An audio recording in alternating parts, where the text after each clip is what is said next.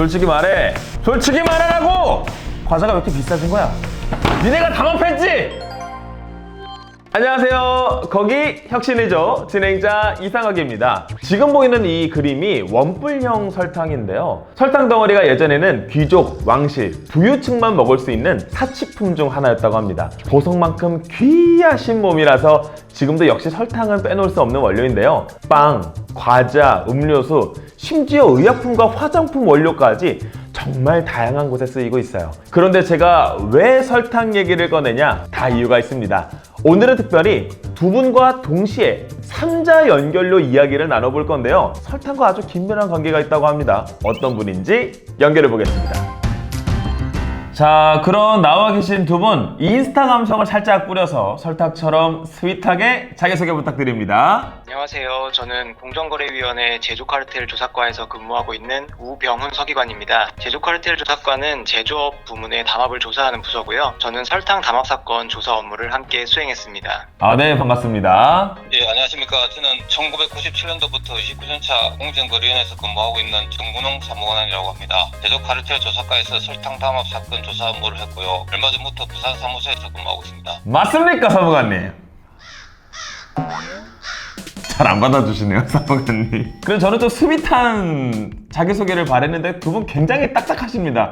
극티시네요, 극티. 어쩔 수 없는 것 같습니다. 참, 지금 제가 드리는 질문에도 잘 대답도 안 해주시고 아주 극티 카르텔 담합. 저의 오늘 인터뷰가 쉽지 않을 것 같은데 한번 좀 지켜보겠고요. 우리 설탕 담합 적발해낸 성과로 두 분이 특별성과 포상금을 받으셨습니다. 이 카르텔 조사과에서 두 분이 이 상을 받은 결정적인 이유가 무엇일까요? 담합을 부인하는 제당업체들과 무려 1년 동안이나 밀당을 하며 어려웠지만 결국 끝까지 포기하지 않고 밝혀낸 것이 이유가 아닐까 싶습니다.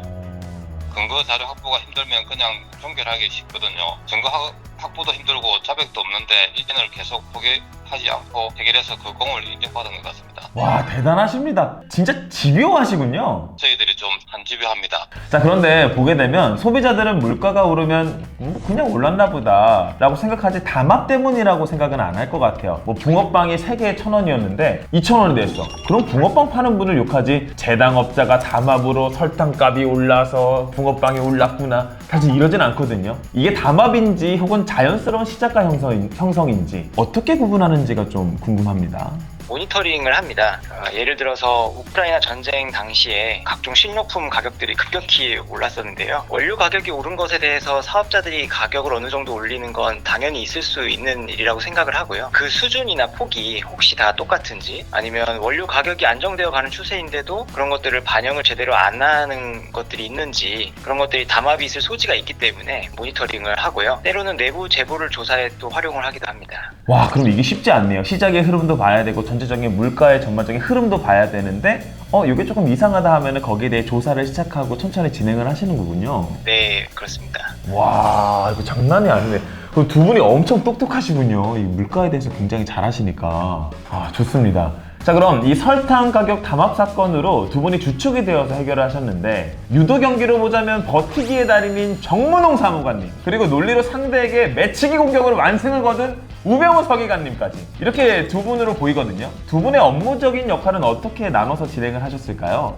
저는 현장 조사에서 나왔던 자료를 가지고 진술 조사 등을 통해 혐의 사실을 입증하기 위해 노력했습니다. 또 혐의 사실을 담은 심사 보고서를 작성해서 공정거래위원회 전원회의 안건으로 상정하고 전원회의 심의에서 저희 주장이 받아들여지도록 대응하는 업무를 주로 담당했습니다. 사건을 총괄하신 책임자는 이제 정문홍 사무관님이셨고요. 제 역할은 제출된 다양한 증거를 분석하고 또 참고인 진술도 받고 위법성을 인정하도록 하기 위한 논리를 개발하고 자진신고나 자백 같은 부분들의 법리 검토를 수행하는 역할을 담당했었습니다. 그럼 두 분이 함께 업무를 진행하시려면 커뮤니케이션도 많이 진행하셨을까요? 네, 주말에도 많이 나오고 평일날에도 밤까지 같이 업무를 많이 했었던 기억이 있습니다. 그러면 혼나잖아요, 집에서. 양해를 잘 구하고.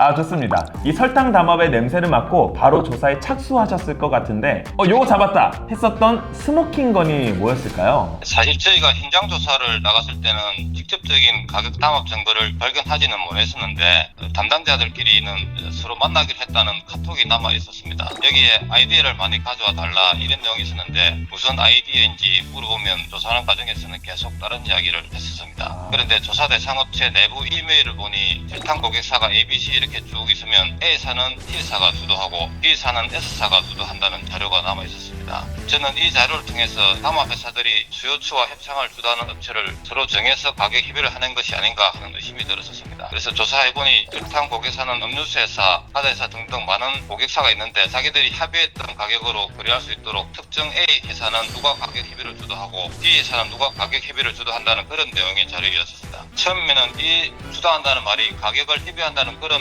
주도를 말하는 게 아니라고 거짓말을 했었는데 나중에는 자료를 다 인정하고 진술도 받았습니다. 사실 이 범인들의 수법이 좀 비슷하잖아요. 일단 우겨요. 모른다 우기고 아니라고 우기고. 조사하는 입장에서는 진짜 속이 터지실 것 같은데 특히나 이 대기업을 상대로 하다 보니까 대기업 내에 있는 법무팀도 강하고 이 자백을 받아내기가 쉽지 않았을 것 같아요. 그럼 자백이나 증거를 잡아내는 나만의 노하우가 있으셨을까요? 그런 노하우는 사람들마다 좀 다른 것 같습니다. 정말 자백을 잘 받아내시는 분도 있는데 사실 저는 좀 그런 스타일은 아닌 것 같고요. 꽤 관행이나 이런 것들을 충분히 파악을 하고 그 다음에 증거를 좀 꼼꼼하게 봐서 담합이나 경쟁자 소통하는 것들이 있는지 그런 것들을 좀 중점적으로 본 후에 증거를 수집하는 게 제 방식인 것 같고요. 그럼 진짜 영화처럼 그렇게 그 조사를 하시는 거예요? 막 책상 땅 두드리면서 솔직히 말해! 솔직히 말하라고! 과자가 왜 이렇게 비싸진 거야? 니네가 담합했지? 큰일 납니다. 그렇게 하면 안 됩니까? 영화는 영화는. 자, 그럼 제가 이제 개인적으로 궁금한 것도 있었어요. 영상을 보시는 분들도 좀 궁금할 것 같은데 담합하다가 걸렸어요. 증거도 확보했고요. 그 다음에 이제 후속 처리를 해야 되잖아요. 그런데 공정거래위원회가 가진 권한이 어디까지인지가 궁금한 거예요. 저희가 주로 하는 제재는 이제 행정제재이기 때문에 가장 대표적으로는 시정명령이랑 과징금 부과가 있습니다. 기본적으로는 앞으로 담합을 해서는 안 된다. 이런 행위금지 명령을 하게 되는데요. 이번 설탕담합권에서는 법 위반이 적발되었다는 것을 각 거래처한테 통지하라는 통지명령, 그 다음에 사내에서 교육을 실시하도록 하는 교육명령, 그 다음에 담합을 하게 되면은 사내에서 징계를 하도록 하는 징계규정 신설명령, 다양한 시정명령이 부과가 됐습니다. 그래야 앞으로 다시는 담합을 하지 않을 거라고 생각을 했었고요. 그리고 부당이득이 있었으면 또 그걸 환수하는 차원에서 과징금 부과를 하게 되고 그 정도가 심해서 이 업체들이 형사처벌을 할 필요가 있다고 판단이 되면 저희가 검찰에 고발을 하기도 합니다. 이렇게 검찰 조사도 받고 벌금도 왕창 내게 하고 책임을 물어야 이 기업들이 후폭풍이 무서워서 다시는 담합 같은 걸 못하게 될 텐데요. 두 분이 보시기엔 어때요? 이번 설탕 담합 해결 후 성과라든가 소비시장에서 달달한 파급 효과가 좀 있었을까요? 설탕이 쌀처럼 수식은 아니지만은 빵이나 음료수 등 여러 군데 많이 들어가기 때문에 소비시장에서 식품 자재로 차지하는 비율이 큽니다. 그렇기 때문에 민생 물가 안정에도 좀 기여하지 않았나 그런 생각을 하고 있습니다. 24년 3월 담합조사 후에 당시 2026년 1월까지 16.5% 정도 설탕 가격이 인하되었던 것으로 저희가 파악했었습니다. 한번 올라갔던 소비 가격을 내릴 수 있어서 국민들이 체감할 수 있는 성과를 낸 것에 보람을 느꼈습니다. 담합 기업의 가진금을 3,960원이 부과됐거든요. 또 이 사건을 계기로 설탕 담일 품목만 조사하고 끝낸 게 아니라 조사 과정에서 전문당 같은 관련 회사들이 했던 다른 사건도 추가로 혐의가 발견되어 같이 조사하게 되었습니다. 대단하십니다. 진짜 두 분이 정말 대단한 일 하셨다고 제가 박수를 좀 쳐드리고 싶습니다. 자, 그럼 마지막으로 만약 어디선가 담합을 모의하는 기업들이 있다면 그들에게 경고 한마디씩 부탁드리겠습니다. 공정거래위원회 카르텔국에 많은 분들이 모니터링을 하고 제보도 받고 있으니까 담합을 한다고 해서 아무도 모르게 할 수 있다는 생각을 하시지 않는 게 좋을 것 같습니다. 정당한 방법으로 사업을 했으면 좋겠습니다. 최근에 언론에도 담합 사건에 관한 기사들이 많이 나오고 있어서 아마 잘 알고 계실 겁니다. 혹시라도 그런 담합하려는 생각을 버리시고 경쟁을 통해서 우리 시장이 정상화되도록 함께 노력하면 좋겠다. 그런 말씀을 드리고 싶습니다. 알겠습니다. 두 분 만들어낸 멋진 성과 정말 대단하다고 말씀드리고 싶고요. 앞으로도 정말 멋진 곳에서 함께 일해주시면서 좋은 성과들 다시 한 번 더 기다리고 있겠습니다. 오늘 인터뷰 두 분 너무 감사합니다. 네, 감사합니다. 감사합니다. 오늘 칼퇴하세요. 오늘 거기 혁신위조에서는 우리 소비시장의 정의를 바로 세우는 공정거래위원회 특별성과 포상의 주인공 두 분과 동시에 토크를 나눠보았는데요. 우수 성과를 넘어서서 국민을 위한 창의적인 도전과 혁신의 가치를 확산시키기 위한 의미로 특별성과 보상제는 정말 필요한 제도인 것 같습니다. 오늘 포상의 주인공 두 분을 통해 자유롭고 건강한 경쟁을 하고 노력한 만큼 결과를 가져갈 수 있는 사회, 혁신은 기본에서 출발한다는 것을 배우는 시간이었습니다. 다음에도 즐거운 이야기로 찾아오도록 할게요. 안녕!